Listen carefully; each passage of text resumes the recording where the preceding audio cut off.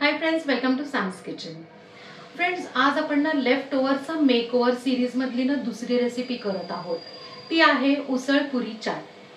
Friends, बऱ्याच वेळा काय होतं की ना उसळ उरली की आपण पोळी भाकरी भाताबरोबर परत आपण ती खातो, पण त्याचं इंटरेस्टिंग असं चाट होऊ शकतं का? येस, होऊ शकतं आणि तीच रेसिपी आज मी शेअर करत आहे। सो तुम्हाला त्यासाठी पूर्ण व्हिडिओ बघावा लागेल। फ्रेंड्स, अजून एक महत्त्वाची गोष्ट की आपलं जे सॅम्स किचन आहे त्याचं इंस्टाग्रामवर पण पेज आहे आणि त्याची लिंक मी डिस्क्रिप्शन मध्ये देते, ती नक्की फॉलो करा आणि आपले व्हिडिओज जे आहेत ते तुम्ही नक्की कमेंट पण करा, लाईक करा आणि शेअर करा। उसळ पुरी चाट करण्यासाठी ना आपल्याला पुऱ्या लागणार आहे। तर तुम्ही आहे ना अशी चपटी पुरी घेतली तरीही चालेल, नाही तर आपल्या रेग्युलर आहे ना पाणीपुरीच्या पुऱ्या असतात त्या घेतल्या तरीही चालेल।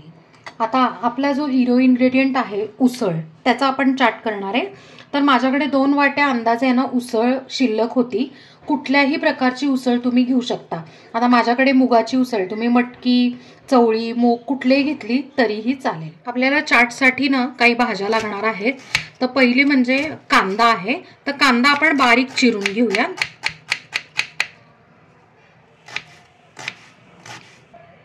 कांदा चिरून झाला। आता दुसरी भाजी म्हणजे आपण उकडलेला बटाटा घेणार आहोत, तो बारीक चिरून घेऊया।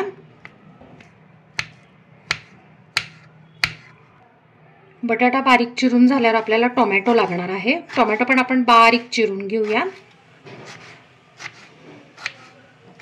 आपण कांदा टोमॅटो आणि बटाटा छानपैकी बारीक चिरून घेतलेला आहे। आता आपण चाट करायला सुरू करूया। आपण चाट करण्यासाठी एक प्लेट घेतलेली आहे, त्यात ना आता या पुऱ्या ठेवून घेऊया। पुऱ्या ठेवून झाल्या की आता त्याच्यावर ना थोडीशी उसळ टाकून घेऊया।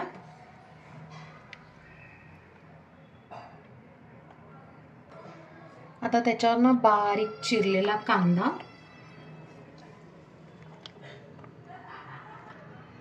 बारीक चिरून घेतलेला बटाटा,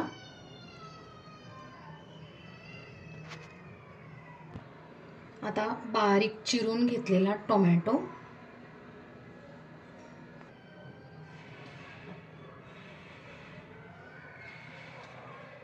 आता त्याच्यावर ना आपण थोडंसं मीठ आपण स्प्रिंकल करून घेऊया।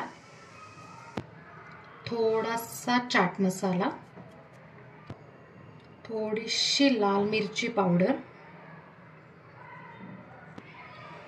थोडंसं चिंचेचं पाणी, थोडीशी बुंदी, पिवळी बुंदी टाकत आहोत आपण, 0 नंबरची शेव, बारीक चिरून घेतलेली कोथिंबीर। फायनली आपलं चाट तयार झालेलं आहे। तर फ्रेंड्स, उरलेल्या उसळीपासून आपण बघा किती टेम्पटिंग, अगदी चविष्ट, झटपट होणारा असं चाट तयार केलेलं आहे।